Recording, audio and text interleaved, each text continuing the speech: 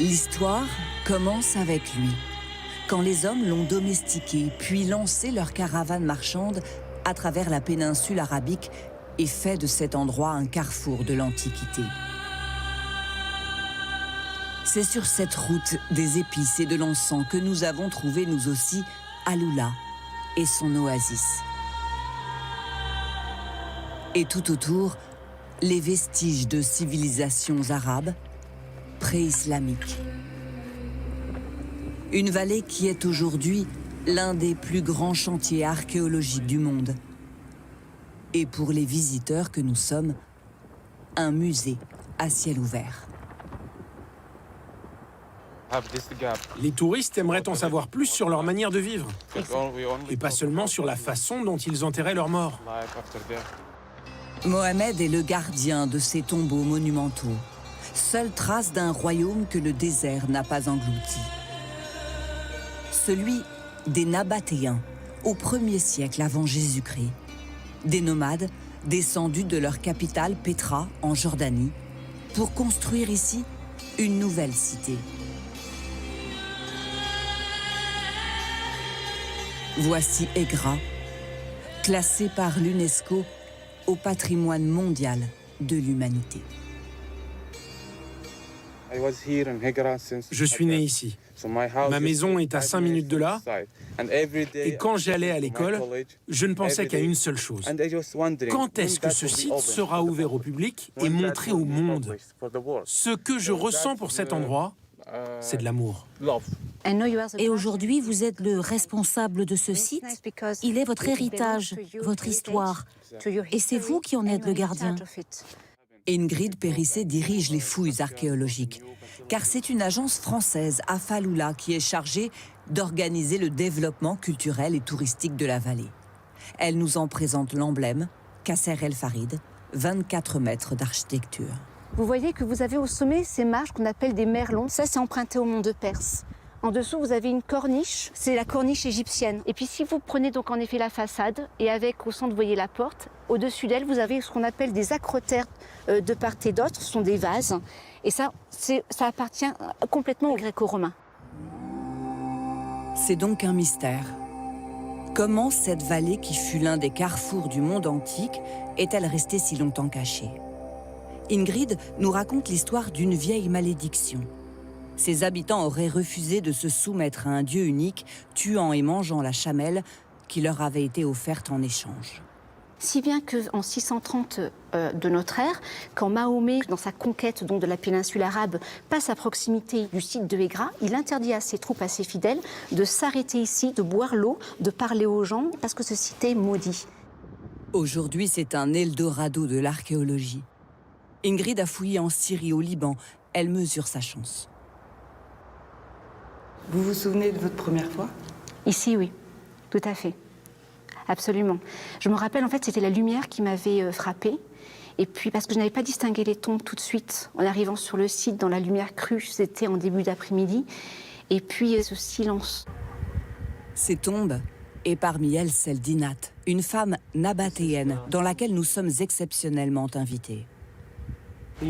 Je vous en prie, vous pouvez entrer.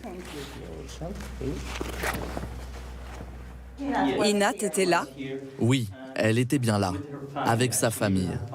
Nous avons trouvé 80 personnes enterrées avec elle, de générations successives.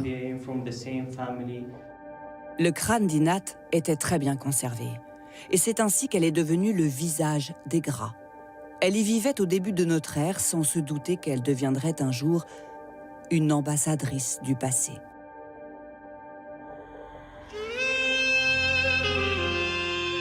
Nous poursuivons notre route dans les sables du temps pour remonter encore le cours de l'histoire, direction d'Adan, la capitale de l'ancienne Arabie entre les 6e et 2e siècles avant Jésus-Christ. Il reste tout à découvrir. Et ce matin-là, Jérôme Romer et son équipe s'interrogent sur une possible découverte. En fait, là, on a des traces de taille. Donc, T'es sûr que c'est de la taille, là? Là, ouais, il y a quand même vraiment des traces d'outils qui plongent. Ouais. L'encoche dans la roche, Chloé pense que ce serait une encoche destinée à caler des dalles de couverture d'une tombe. Donc potentiellement, sous cet amas de blocs, on pourrait avoir une sépulture inviolée. Le problème, c'est que la plupart de ces tombes ont été pillées dans les 2500 dernières années. Et donc, on cherche désespérément une ou plusieurs tombes qui n'aient pas été pillées pour pouvoir les fouiller et recueillir des informations sur les pratiques funéraires de l'époque. Les indices qu'on a déjà sont positifs. Jérôme partage ses espoirs avec son homologue saoudien. Abdul Rahman a étudié l'archéologie en France. On est devant un site qui va participer à changer, je crois, le visage de l'histoire. Apparemment, on date ces tombes entre 4e et 2e siècle avant Jésus-Christ. Il veut nous en convaincre. La vallée d'Alula mérite d'être placée sur la carte du monde. Après les tombeaux des Gras, voici donc ceux de Dadan, qui eux aussi appartenaient à de hauts dignitaires. Pour sculpter une tombe comme ça, pour vider la montagne avec une profondeur autour d'un mètre, ça prend beaucoup d'efforts. L'Arabie Saoudite ne se résume pas à l'islam? Je pourrais dire que l'islam, c'est une partie importante de l'Arabie Saoudite, mais on a aussi une période très riche avant l'islam. Pour montrer au monde un nouveau visage, celui d'une grande civilisation, l'Arabie Saoudite déterre ainsi son passé. Et justement, sur ces flancs de montagne, les fouilles de Chloé ont avancé. Les archéologues nous ont appelés avant de déplacer cette dalle. Est-ce que tu peux la prendre? Tu l'as? Ouais, pose l'autre bout. Nous pensions alors entrevoir le fond d'une sépulture, mais il faut d'abord gratter des siècles de sédiments accumulés à l'intérieur. C'est une page vierge. Car on ignore tout de la manière dont les défunts étaient enterrés par leurs proches. Ah. C'est la partie distale d'un osselon, là. Ouais, ben fais bien propre autour. On va tout nettoyer bien et remettre à ce niveau-là. Ça, c'est peut-être une rotule. Oui, il y a une perle, là. Deux même. Trop bien. C'est une très bonne nouvelle parce que le fait que les petites perles soient encore en connexion, ça veut dire qu'on a au moins une partie de la sépulture qui est encore en place et qui n'a pas été perturbée ou pillée. Donc ce serait la première sépulture dans ce secteur qu'on fouillerait qui soit intacte. Donc on est très très contents. Il aura encore fallu 3 jours de fouilles supplémentaires. Truelle, pinceau et finalement aspirateur pour que cet espoir se transforme en face à face avec ce visage et cette vie plusieurs fois millénaire. Là, on essaie de le nettoyer vraiment progressivement. Ici, en fait, on voit ces incisives, mais elles sont complètement éclatées. Et derrière, on voit les molaires, là, sur sa mandibule. Sans emphase, mais tout à l'heure émotion, Chloé, Louise et Jocelyn ont bien fait une découverte majeure sur le site de Dadan. C'est en effet la première tombe inviolée mise au jour. Il y a un peu moins de 3000 ans, cet homme a été enterré ici, dans un cercueil, selon un rite que Chloé commence à entrevoir.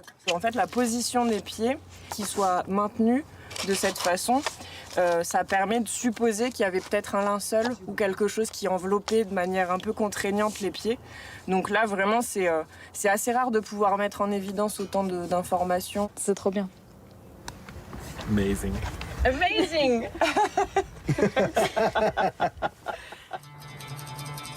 Minutieusement récupéré, le squelette sera reconstitué, un fragment envoyé en France pour tenter de le dater plus précisément. Et d'éclairer un peu plus cette histoire d'Alula, qui s'écrivait alors sur les flancs de ces montagnes, au pied desquelles transitaient les caravanes. Sur ces parois, nous découvrons des transactions commerciales, des parties de chasse, et même la provenance et l'identité de ces voyageurs. So this is a man Ça, c'est un homme. Et si vous le voyez avec cette ligne, ça veut dire qu'il a une épée. Et ça, c'est une femme. En tout, une dizaine de langues différentes, comme ici le nabatéen. L'inscription la plus ancienne date de 644 avant Jésus-Christ.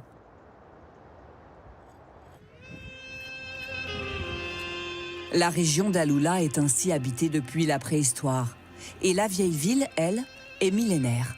Nous partons explorer ces ruelles en terre cuite, abandonnées par ses habitants dans les années 80 pour l'électricité et l'eau courante des nouveaux quartiers. Ça, c'était la rue de ma famille. Tout le monde se connaissait. Ahmed est notre guide pour ce voyage dans un passé dont il est si fier. Voici la maison de mon père. Je vous laisse imaginer. Ici, il y a des milliers d'années, c'était une capitale, un comptoir commercial. Quand les caravanes arrivaient à Alula, alors elles survivaient, parce qu'il y avait de l'eau, des dattes, de quoi se nourrir dans ce désert. Aujourd'hui, c'est notre mission, à nous autres dont les parents sont nés ici, montrer tout cela. C'est lui qui forme les guides, comme les Yals qu'il nous présente. Des jeunes nés ici, pour certains formés en France. Ces pierres-là proviennent de Dadan. Y compris auprès d'archéologues, pour apprendre à mieux raconter l'histoire des lieux. C'est bien. Et tu peux dire aussi que la hauteur de la voûte permettait aux chameaux de passer avec leurs marchandises et au vent de circuler pour rafraîchir la ville. Je n'aurais jamais imaginé qu'un jour j'aurais un métier à Alula. Mon ambition était de faire mes études et de travailler à l'étranger. Et aujourd'hui, j'ai le même salaire qu'un homme. Il y a 5 ans, les femmes ne travaillaient pas, le voile intégral était obligatoire.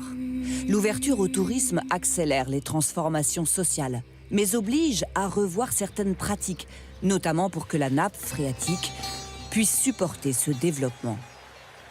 Tout ça, c'est nouveau. Je suis passée là 3 mois, il n'y avait rien du tout. C'est-à-dire, c'était comment ici avant? Comme là-bas. Là-bas, là où c'est sec, abandonné. Au pas de course, nous suivons Anne dans l'Oasis, qui depuis 2 ans cherche des solutions pour que le développement soit le plus vertueux possible.